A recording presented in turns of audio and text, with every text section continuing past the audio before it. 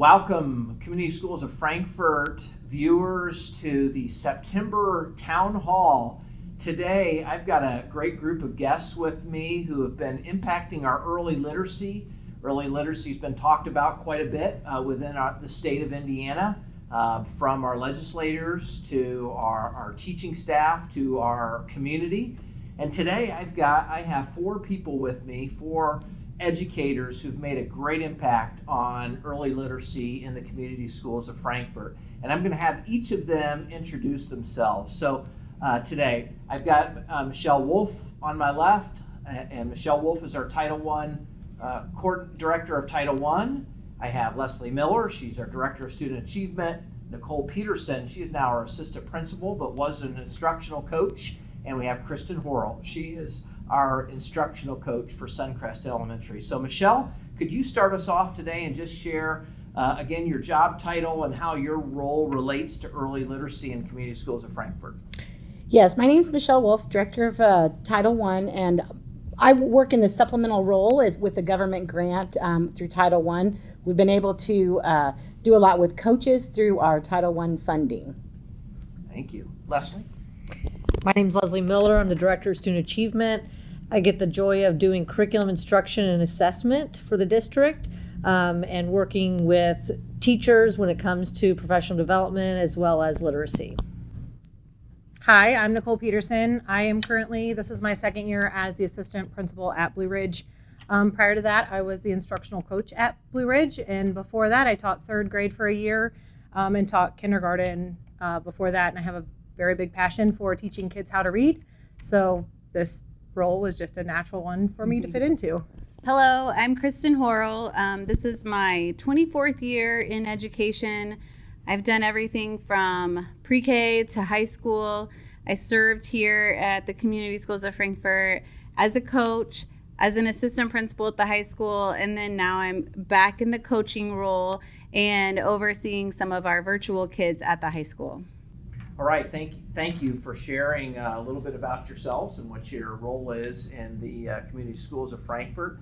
Lesley and Michelle, when we put the pillar of literacy, we talked about the pillar of literacy and we put that together, we knew that we were going to have to impact our early grades first before we see the long-term effect through late elementary school, middle school, and high school. So I'd like you both to little share with me and share with our viewers, prior to hiring our great instructional coaches for Blue Ridge and Suncrest, what were the thoughts that went into what we want our instructional coaches to do within the school setting with teaching staff? And Michelle, could you share first? I think some of it started with the ESSER relief money. We were able to hire two instructional kindergarten interventionists that helped with the role, so they kind of got the ball rolling. And when we were able to add more support with the coaches, it was just adding that extra layer of support that we could give to the lowest and the neediest in our district. Also, we were able to solidify with NWA progress monitoring, and we got them going on the universal screener that was adaptive. So that was two pieces that kind of helped us get it going. Lesley, you want to continue on with what we were? I think the original goal was always about improving whatever the classroom day looked like for our students. And so nothing's more important than teachers. So we poured support into teachers by having instructional coaches to be by their side to support them as they do the work that they do every day.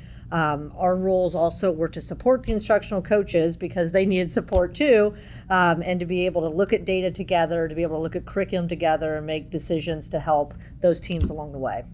And when we hired the instructional coaches, and that was Niccole was one of the original instructional coaches. Kristen was brought in last year with Suncrest, and we had Sarah Wigington yes, at Suncrest in year one. What were some of the critical things that you wanted Niccole and Sarah and last year and this year with Kristen? What were some of the critical things you really wanted to see them work on to impact the professional development within their buildings? We worked hard to create a system that could be replicated. So we knew we had to have a system of looking at data, making instructional decisions, and moving forward. And we did that in small chunks of time. That was one piece of it. We also worked with the coaches on how do you work with adults as they're working in the classroom as well. How does that look to be reflective? How does it look to question what you're doing and try something new?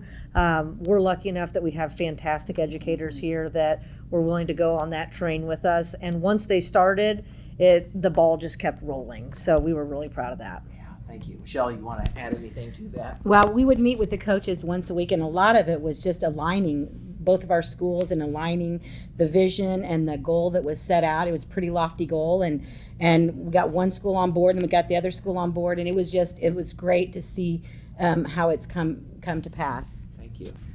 Niccole, we've heard from kind of the district end what we wanted to see out of this, and kind of when you kind of got some parameters from the district end, could you share with the viewers kind of what practices and systems that you worked on with the Blue Ridge teaching staff the past, in that year as an instructional coach, and now a little bit of carryover since you're the assistant principal there in the building? Right. So with the staff, we implemented some really key practices that not only are carrying us through today, but they've had a lasting impact for the students that we started with. First, we changed our win time. So win is what I need, and we truly made it what kids need at that win time. We've separated our kids up into smaller groups, and we met the kids at that need for 30 minutes every day. So our high kids are getting high-level instruction. Everyone's getting high-level instruction, but our high kids are getting met right where they are reading, so they can continue to move, as well as our kids that are on the lower end of reading and developing reading, getting those foundational skills of decoding and comprehension both. After the team, and by team I mean my staff, got together and had that rolling really well, we regularly assessed our kids on progress. We looked at the data every 2 weeks just to see, are they moving, and if they're moving, we'll move them into the next group. 2 weeks later, are they moving? Move into the next group. If they're not, we move them back, kept them where they are, change up our instruction. Then we focused on our PLC process. We wanted to make sure that we were breaking down the standards so we truly understood what the state wants us to teach, to master, and then we started to align our instruction together. Once we had the line of instruction together, you got to see, is your instruction working with the assessment piece? Yes.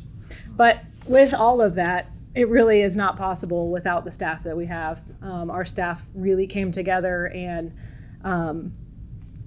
were dedicated and committed, and I can't tell you how many teachers stayed after school to talk about, well, I've learned this on teaching reading, and how can I improve this, and I found this, can we add this in?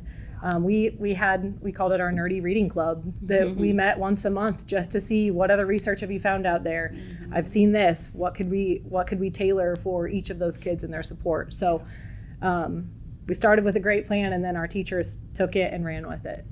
And success breeds success. So, I mean, when your teachers are starting to see kids moving in the right direction where you intend them to go, they get inspired to want to do more. Right. And so that's pretty exciting to see that. And the other layer of kids knowing where they are. Yes. It's easy for a kid just to say, I can't read, but you can read, everybody can read. Where are you at on the reading level? Yes. Can you read CVC words? Awesome. What can you do next? Can you read blends? Can you read digraphs? Yeah. Where are you at next? Oh, you're reading a level G? I mean, I know I've personally sat with some kids, the one of them that said he wasn't going to pass iRead. He passed iRead last year, and he couldn't wait to tell me with tears in his eyes. So, I mean, teachers are making the difference, and they're embracing the strategies. And thank you, Niccole, for your impact there. At this time, we're going to take a commercial break, and we will be right back. Right now, we're going to Eric Farley's Frankfort Fun Facts. Enjoy.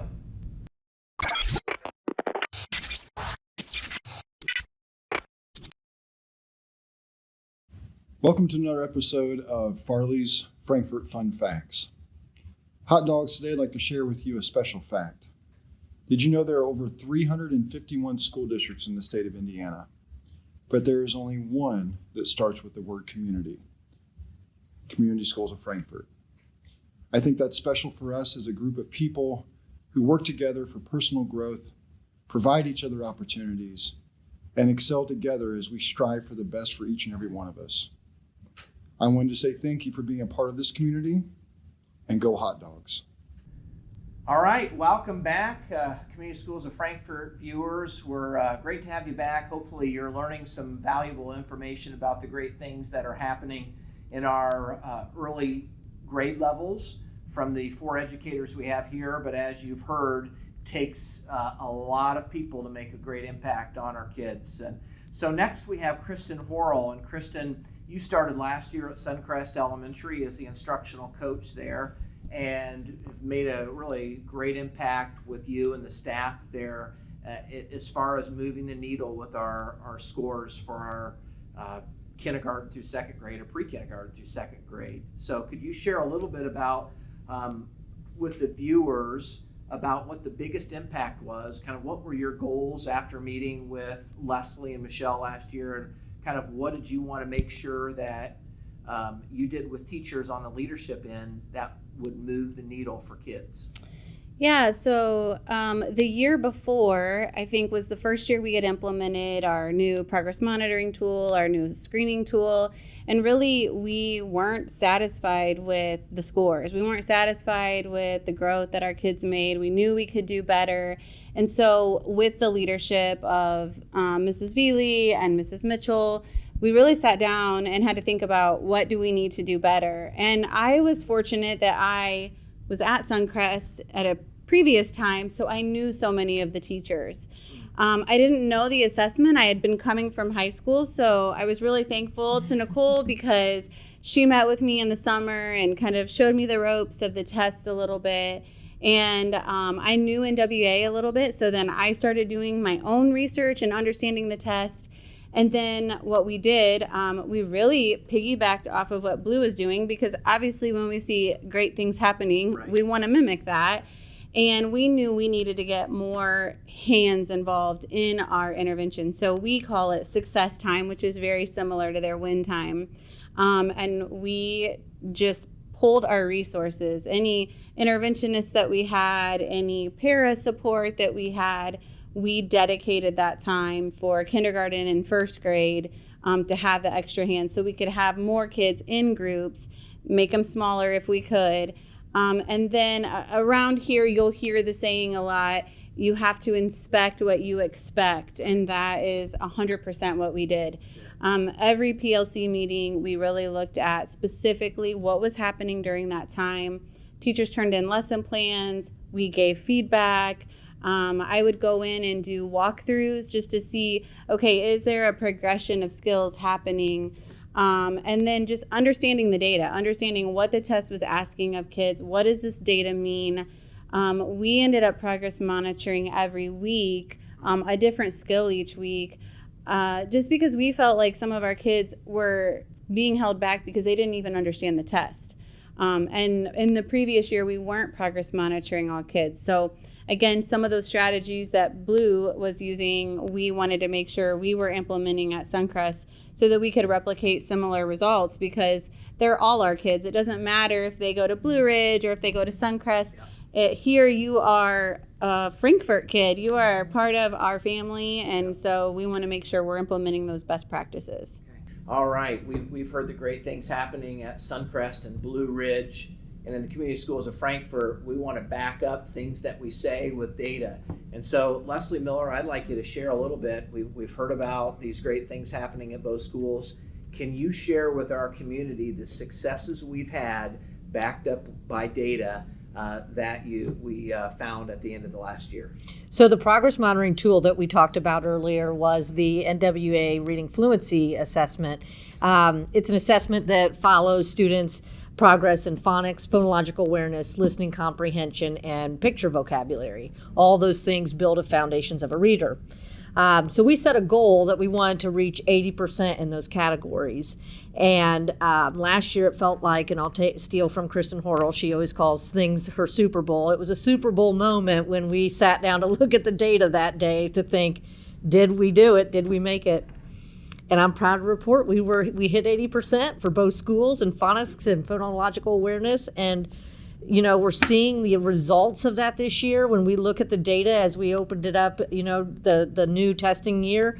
We saw carryover in so many of our kids. There's such a change in the results of what we even see today. That's great to hear. and Michelle, probably before last year, the last 2 years, where were we coming in as far as end of the year of kids kind of meeting those? Because Miss Miller just said 80% of the kids at Blue Ridge and K2 and at Suncrest met those goals. Before that, where were we? Just so the community kind of has an idea about how far we've come.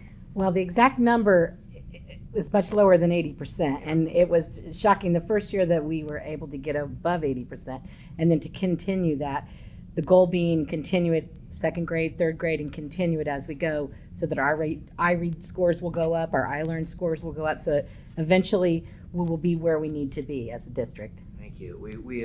We have come a long way, and that is a result of leadership, both district and at the school level and within the classroom. We've come a long way in moving the needle with our kids, and it's a great thing for kids in our community to have so many great educators pushing and nudging them to do their best. So thank you for coming to Town Hall today.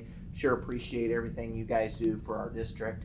And we will, up next is Roaming with Rhoda. We went out to we'll be going out to the high school to find out some fun things that our high school kids are doing. It's always great to hear their responses. So signing out from the Hot Dog 1 at the Community Schools of Frankfort. We'll see you next month.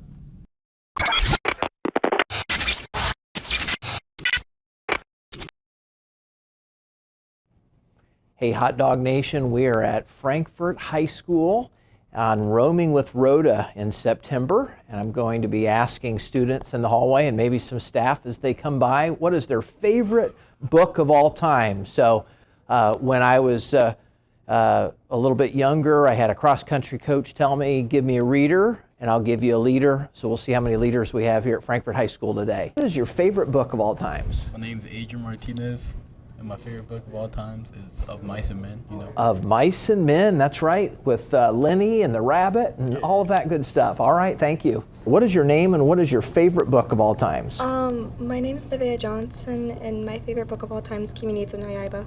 All right, thank you very much. What is your name and your favorite book of all times? Jonah Garcia and Diary of Wimpy Kid. Diary of Wimpy Kids, thank you. Hey, Hot Dogs, I'm here with Mrs. Kelly. What has been your favorite book of all times? Screwtape Letters by C.S. Lewis. Oh, thank you, Mrs. Kelly, appreciate it. What is your name and what is your favorite book? Alexander Gilmore, and my favorite book is Lord of the Flies. What is your name and favorite book?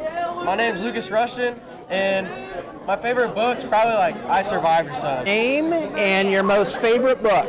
My favorite book has to be Harry Potter. Harry Potter. What is your name and your favorite book?